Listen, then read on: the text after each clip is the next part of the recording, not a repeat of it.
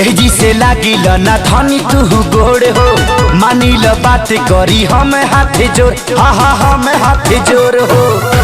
जानी बुझ कागे धनी जरा तारू जिया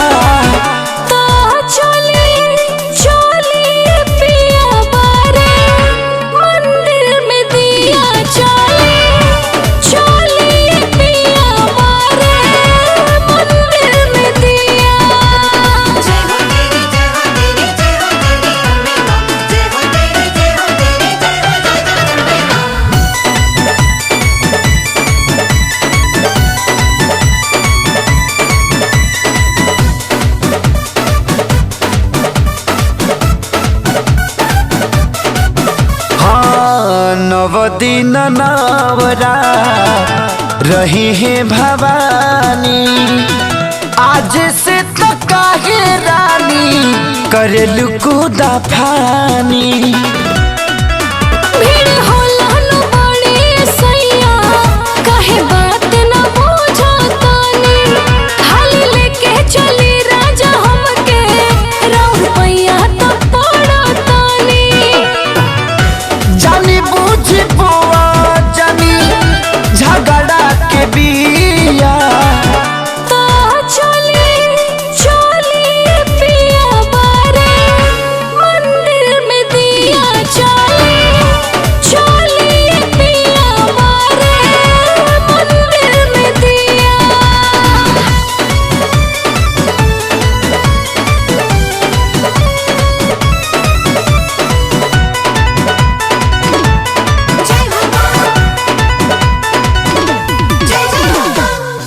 जहाँ तू कहबू रानी दर्शन कराई, मत बुझो नहीं तोहरा के ले जाई।